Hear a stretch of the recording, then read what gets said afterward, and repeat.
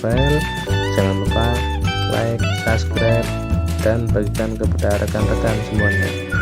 Kita lanjutkan dengan bualan berikutnya. Let's go.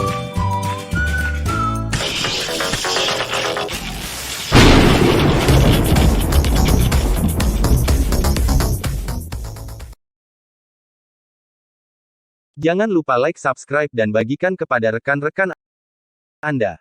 Loncengnya agar tidak ketinggalan informasi update dari kisah selanjutnya. Terima kasih. Bab 605. Bunuh dia. Dia Novel. Let's go. Walter awal menuju untuk mencoba dan menemukan beberapa harta karun. Karena hal-hal telah dibuka sedemikian rupa, dia perlu tahu kapan mereka bisa kembali. Lagi pula, mereka datang dengan mobil yang sama, jadi mereka harus mengikuti pengaturan Kai. Tuan Grange, tolong bawa Josephine dan Lisbeth kembali bersamamu dulu.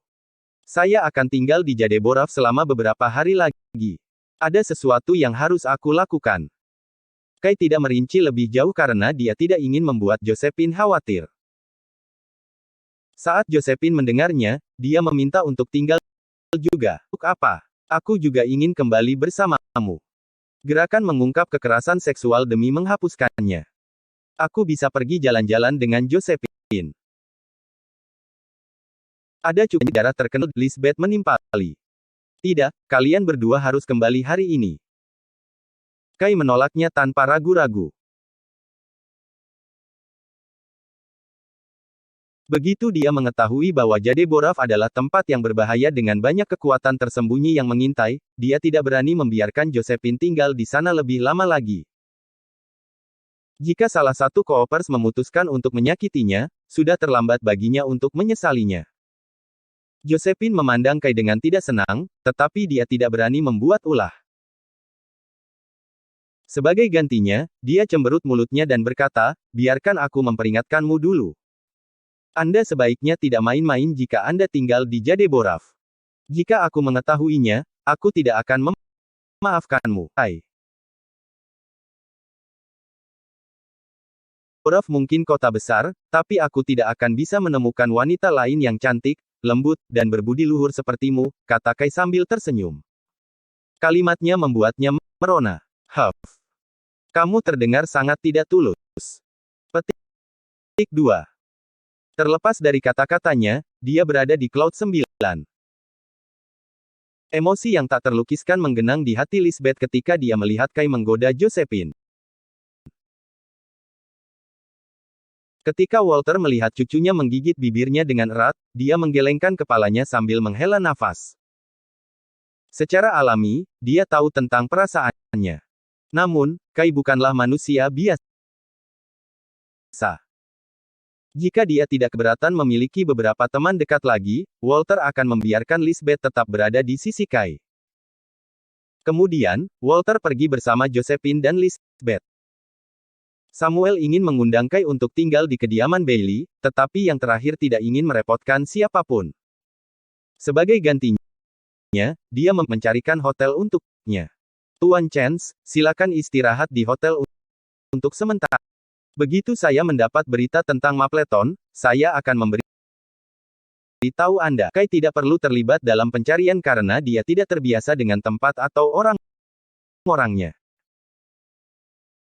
Theodore akan menangani masalah itu sendiri, dan begitu dia menemukan mereka, mereka akan membutuhkan bantuan Kai untuk menahan mereka. Tentu. Setelah Anda memiliki pembaruan, hubungi saya saja. Petik 2. Setelah Theodore pergi, Kai ingin berkultivasi di kamar hotel. Namun, hampir tidak ada energi spiritual yang ramai seperti Jadeborov. Tanpa sumber daya, itu hanya akan membuang-buang waktu untuk berkultivasi. Melihat hari semakin larut, Samuel menelepon Kai untuk mengundangnya makan malam. Namun, yang terakhir menolaknya karena dia tidak perlu lagi mengonsumsi makanan atau minuman saat berada di fase transendensi. Faktanya, Kai bisa berhari-hari tanpa makan dan minum di fase saat ini, dan dia masih tidak merasa lapar. Selain itu, dia tidak suka berada dalam situasi di mana dia akan menjadi pusat daya tarik dan orang-orang akan mencoba menjilatnya. Lampu jalan menyala secara bertahap, dan menerangi seluruh kota, membuat Jadeborov terlihat indah. Kai turun, berencana untuk berjalan-jalan di jalanan. Sementara itu, di ruang makan kediaman Cooper, tidak ada yang makan meski ada meja yang penuh dengan makanan.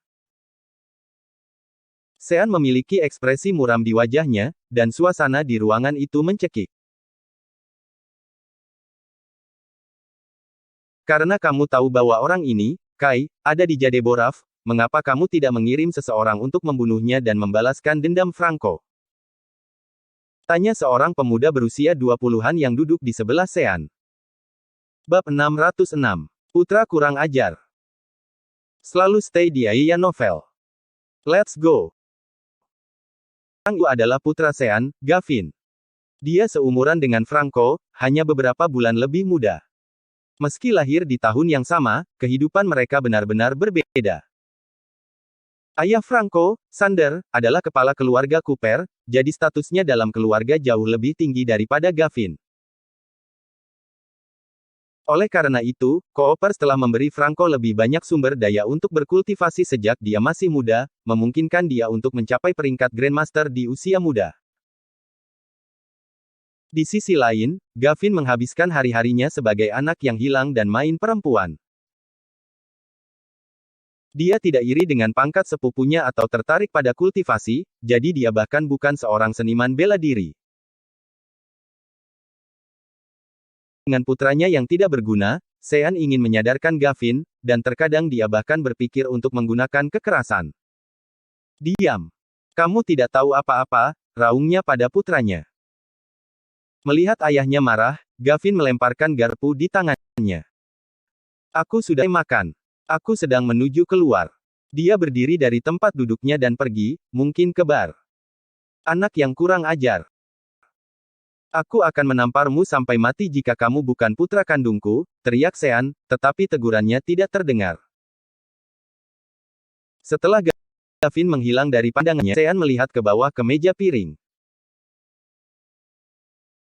Setelah kehilangan nafsu makan, dia membanting telapak tangannya di atas meja, yang hancur berkeping-keping karena kekuatan. Pemandangan itu sangat menakutkan para pengurus rumah tangga yang berdiri di samping sehingga mereka bergidik. Pada saat itu, kepala pelayan keluarga Cooper bergegas ke ruang makan. Ketika dia melihat kekacauan di lantai, dia memberi isyarat agar pembantu rumah tangga segera membersihkannya.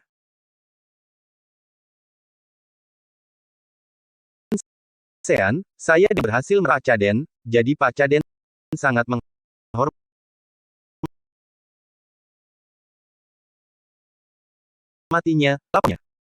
Itu memiliki beberapa trik di lengan bajunya, berhasil menjilat Jermain. Sepertinya kita tidak bisa melakukan apapun padanya saat dia di Jadeborov. Saya akan mendiskusikan masalah ini dengan Sander begitu dia keluar. Mencondongkan tubuh ke depan, kepala pelayan berbisik di telinga Sean, "Mer. Sean, aku juga menemukan informasi lain." Ekspresi Sean berubah beberapa kali hingga akhirnya berubah menjadi kegembiraan. Apakah itu benar? Aku yakin itu. Saya mendengar tentang ini dari pengurus rumah tangga Tuan Caden, kepala pelayan itu menegaskan, menganggukkan kepalanya dengan tegas. Bagus sekali. Jika demikian, kita tidak perlu mengotori tangan kita. Sean tertawa terbahak, hubungi Mapleton. Aku ingin bertemu dengan mereka. Ya, apa? Pelayan itu muk dan pergi. Dalam suasana hati yang gembira, Sean memiliki kilau licik di matanya saat dia mengucapkan, "Oh, Kai. Apa bodohnya Anda menyinggung Mapleton dari semua orang? Saya ingin melihat apakah Anda dapat meninggalkan Jadeborov dalam keadaan utuh." Sementara itu, Kai berjalan-jalan di jalan Jadeborov yang ramai dan melihat lampu-lampu indah di kedua sisi trotoar. Tiba-tiba, dia merasakan perasaan spiritual yang samar bergerak ke arahnya dari belakang. Kerutan terbentuk di antara alisnya, dan jantungnya mulai berpacu. Tidak ada orang lain selain pembudidaya energi yang dapat menggunakan indera spiritual mereka untuk diperiksa. Bahkan penyihir terkuat pun tidak bisa mengembangkannya. Kai telah mengembangkan indera spiritualnya setelah memasuki fase transendensi, tetapi itu lemah. Meskipun demikian, itu masih membantu, atau dia tidak dapat menemukan seseorang sedang memantaunya. Tidak berani berbicara atau membuat gerakan yang tidak perlu, dia berpura-pura tidak tahu apa-apa sambil berjalan ke depan. Pada saat itu, dia bersemangat sekaligus gugup karena ini adalah pertama kalinya dia bertemu dengan kultivator energi lain selain Draco. Dia tidak tahu mengapa pihak lain mengikutinya dan apakah yang terakhir adalah teman atau musuh. Bab 607. Wanita di ruang tamu. Stay di Aya Novel. Let's go. Menjaga ketenangan, Kai berjalan ke gang dengan pejalan kaki yang lebih sedikit dan pencahayaan yang redup. Di dalam, salon kecantikan berjajar di kedua sisi lorong, lampu neon merah mudanya memancarkan cahaya memikat. Pada saat itu, wanita berdiri di pintu masuk setiap ruang tamu, memanggil pelanggan. Masuk dan bersenang-senanglah, Tuan, salah satu dari mereka memanggilnya. Tuan. Gadis-gadis saya di sini masih muda, teriak wanita lain dari salon kecantikan di sebelah. Mayoritas pria yang datang ke daerah itu adalah Jones. Berpikir bahwa Kai adalah salah satu dari mereka, para wanita itu mulai berteriak-teriak meminta perhatiannya begitu mereka melihatnya berbelok ke gang. Kai merasa sedikit canggung karena dia tidak pergi ke gang untuk kesenangan.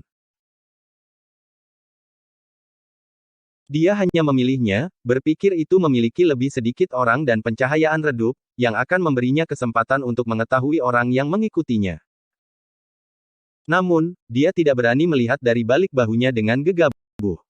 Sebaliknya, dia mendekati salah satu wanita. Ketika wanita itu melihat Kai menuju ke arahnya, dia langsung menyambutnya dengan senyuman. Memiliki selera yang bagus, Tuan. Aku yang tercantik di daerah ini. Apakah pria di belakang Anda juga bersama Anda? Berdua ingin melakukannya bersama. Kata-kata wanita itu membuat Kai memiringkan. Saat itulah dia melihat seorang pria kekar berdiri beberapa meter di belakangnya. Saat melihat pria itu, keterkejutan dan kengerian yang luar biasa menjiri Kai. Meskipun dia tahu dia telah bertemu dengan orang yang kuat karena dia hanya bisa merasakan mereka mengawasinya dengan indera spiritual mereka sepanjang perjalanan, terlalu samar baginya untuk menyadari kedekatannya. Itu menyerangnya dari belakang, dia tidak akan bisa mengelak. Memikirkan hal itu, sangat. Kami tidak bersama, jawabnya pada wanita itu. Kepalanya. Dia masih tidak mengerti tentang motif pria, jadi dia tidak menghadapinya secara langsung. Kalian tidak bersama. Itu bingung tetapi segera menuju pria di belakang Kai. Sambil tersenyum menggoda, dia berkata, Anda di sini untuk bersenang-senang juga, Tuan. Kamu pasti hebat di ranjang, dilihat dari fisikmu.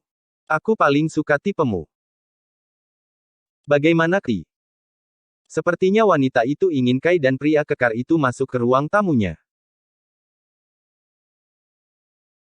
Saat itu, seorang wanita yang sedikit lebih par dari salah satu ruang tamu, meludah, dasar betech yang tak tahu malu. Apa Anda berencana untuk memonopoli semua bisnis? Kita juga perlu mendapatkan uang, melihat apa yang Anda lakukan. Apakah Anda pikir Anda bisa menyingkir kami hanya karena Anda masih muda? Apakah kamu tidak takut mati di tempat tidur?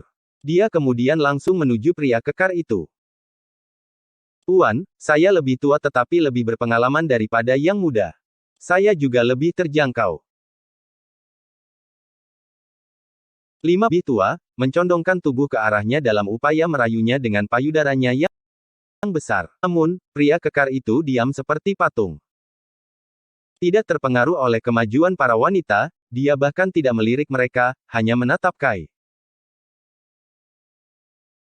Rasa kompetitif, wanita yang lebih muda beringsut lebih dekat ke arah pria kekar juga. Aku juga dengan 50, Tuan. Saya tidak suka atau membutuhkan layanan Anda. Enyahlah, matikan lampu, dan tidurlah, kata pria kekar itu, tanpa emosi.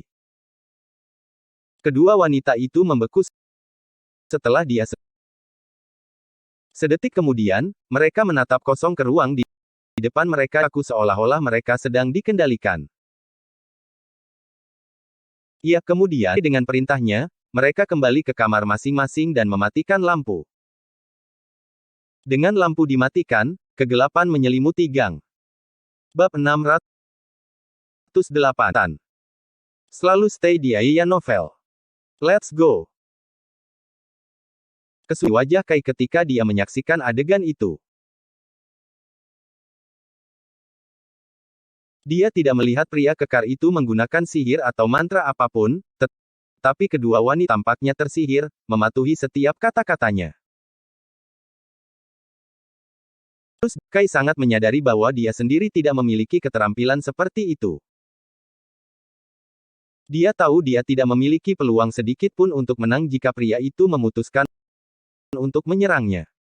Bahkan, dia mungkin tidak bisa melakukan serangan balik. Kenapa?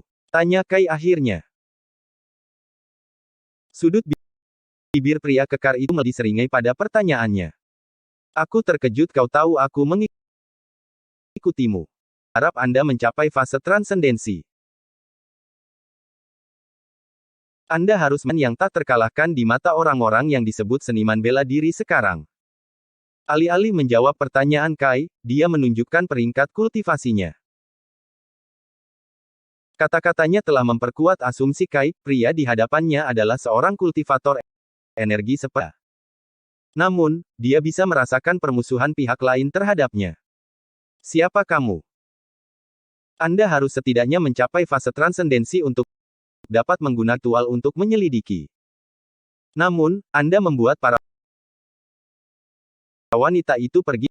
Ini menunjukkan bahwa kemampuan Anda lebih unggul dari fase transendensi. Mungkin Anda mencapai inti emas atau jiwa baru lahir. Kai bertanya dengan serius.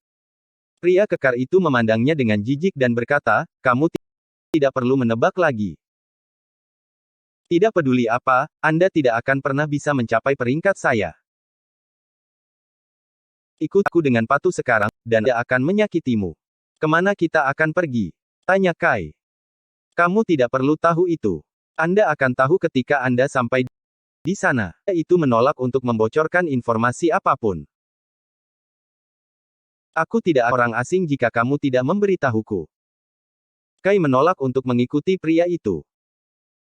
Bahkan jika dia tahu dia akan kalah dari yang terakhir, dia tidak akan membabi buta masuk ke dalam jebakan maut. Turun tanpa perlawanan tidak sesuai dengan karakternya. Apakah Anda berada dalam posisi untuk memilih? Pria itu memancarkannya dan menelan Kai dengannya. Merasakan aura menyelimuti dirinya, Kai dengan cepat melepaskan energi spiritual besar yang terkumpul di tubuhnya untuk itu. Sayangnya, perlawanan Kai seperti lunang berus deras yang deras. Itu rapuh dan dalam beberapa menit.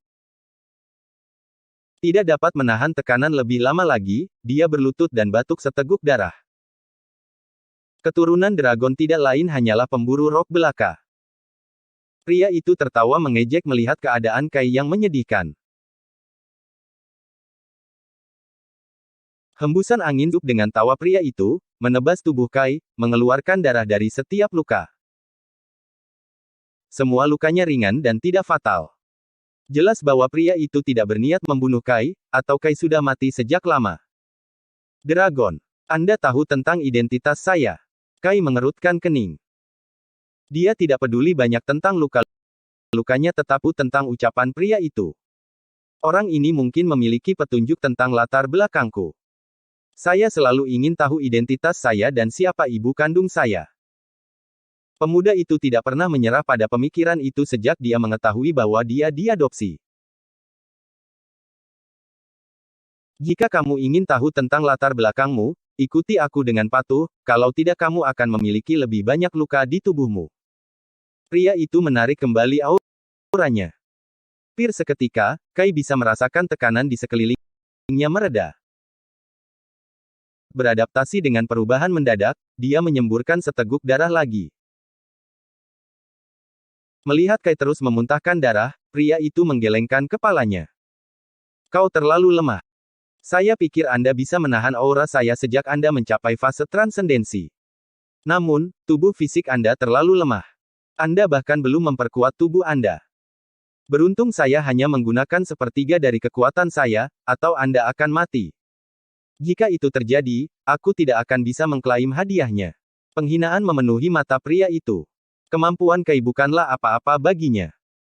Bab 609. Mengacaukan. Lalu stay di Aya Novel. Go. Membuat Kai tercengang. Dia tidak tahu apa yang dimaksud dengan memperkuat tubuhnya. Meskipun dia berkultivasi terus-menerus dan mencari mana untuk meningkatkan peringkatnya, tidak ada yang memberitahunya tentang perkuat tubuhnya. Draco tidak mengajarinya tentang itu. Kamu bilang kamu membutuhkanku hidup klaim hadiah. Apakah Koopers mengirimmu?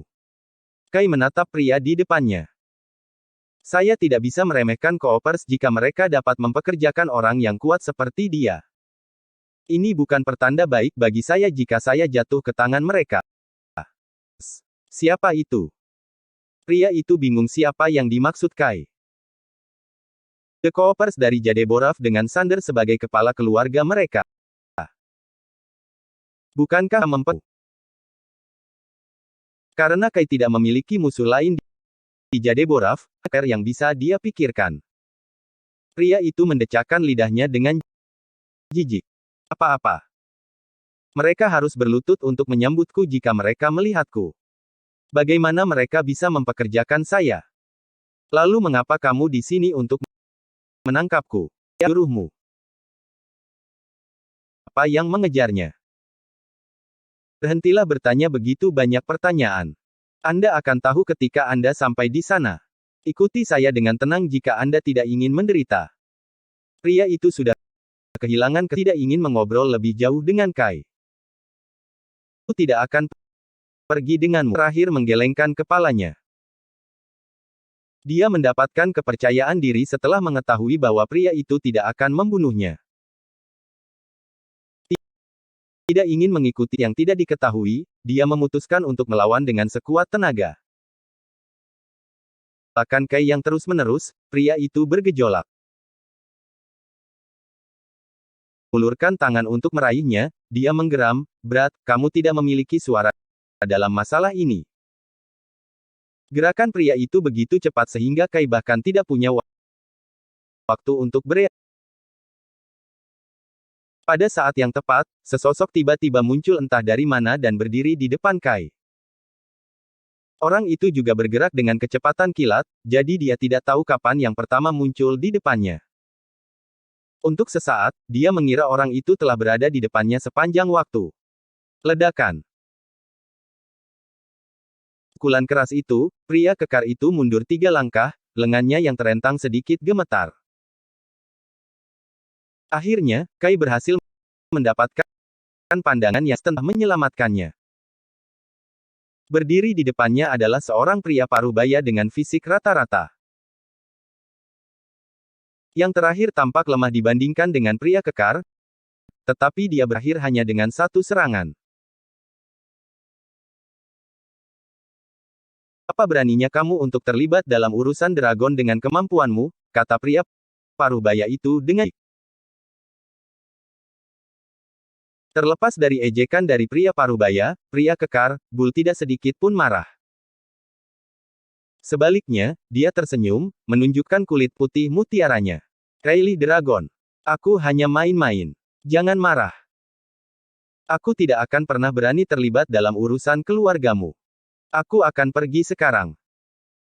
Kai memperhatikan saat sikap Bull berubah menjadi 180. Dia telah memperlakukannya dengan cemoohan sebelumnya, namun dia bertindak begitu rendah di hadapan pria paruh baya bernama Rayleigh. Ketika Bull berbalik untuk pergi, Kai bahkan tidak menyadari bagaimana Rayleigh melakukannya, terakhir telah melangkah di jalan Bull dalam sekejap mata, menghentikannya untuk pergi. Banteng tercengang. Rayleigh, sudah kubilang aku hanya main-main. Tidak bisakah aku pergi? Apakah kamu pikir kamu masih bisa pergi? Niat membunuh terpancar di semua jejak senyum hilang dari wajah Bull saat dia menatap raksasa. Tiba-tiba, gelombang aura seperti pedang menyerbu ke arah Rayleigh dan Kai. Daya melawan aura seperti pedang saat dia menyadari dia tidak bisa menghindarinya, tidak peduli ke arah. Bab 610 lebih baik untuk Anda tahu lebih sedikit. Selalu stay di Aya Novel. Let's go. Berdiri. Jangan bergerak. Tiba-tiba, suara Rayleigh terdengar tepat di sebelah telinga Kai. Segera setelah itu, Kai mendengar serangkaian saat energi seperti tombak datang menembak ke arahnya. Namun seolah-olah mengenai baja, mereka memantul satu demi satu. Kai bingung, karena dia tidak bisa merasakan energi spiritual di sekitarnya. Dengan kata lain, tidak pelindung yang dibentuk oleh energi spiritual sama sekali. Jadi apa sebenarnya dari kekuatan mengerikan itu? Kai sangat bingung. Dia tahu kekuatannya sendiri, bahkan jika dia benar-benar melangkah ke alam surga, tingkat pencapaiannya dapat diabaikan. Dia biasa mengutuk dirinya sendiri karena kurang pengalaman dengan sesama pembudidaya energi. Tapi sekarang dia telah bertemu satu, itu kan baginya. Setelah auranya meletup, Banteng tidak melanjutkan pertarungan. Sebagai ganti, dia melompat setinggi puluhan meter, mencoba melarikan diri di antara gedung-gedung. Rayleigh tidak akan membiarkannya melarikan dirinya dan pukulan di bahunya. Tubuh Banteng jatuh dari atas, menghantam tanah dengan kawah di permukaannya. Jika orang biasa jatuh dari ketinggian yang begitu tinggi, mereka akan menjadi bubur berdarah. Namun, setelah Bull menyentuh tanah, dia berguling dan bangkit tanpa cedera. Rayleigh, haruskah kamu membunuhku? Aku bisa berpura-pura tidak melihat apa-apa dan meninggalkan Jadeboraf selamanya. Bull memandang Rayleigh dengan ketakutan. Apakah kamu pikir aku akan mempercayaimu? Rayleigh mencibir dan bergegas menuju Bull. Bull mencoba untuk memblokir dampak dengan tangan terentang, tapi dia tidak cukup cepat. Dengan bunyi gedebuk keras dan tumpul, tubuh jatuh. Kai melihat lebih dekat dan menemukan lubang seukuran ibu jari di wajah Bull dengan darah keluar tanpa henti.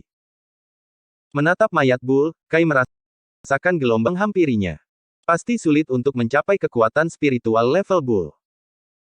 Dan yang begitu cepat di levelnya sangat disayangkan. Sebul, Rayleigh bertindak seolah-olah dia baru saja membunuh seekor nyamuk saat dia menoleh ke Kai perlahan dan berkata, apakah kamu baik-baik saja? Kai mengangguk. Ya, saya sehat dan hidup. Siapa kamu? Mengapa Anda menyelamatkan saya? Siapa aku ini? Kai menyadari bahwa pria ini, Rayleigh, pasti tahu siapa dia, jika tidak, dia tikannya.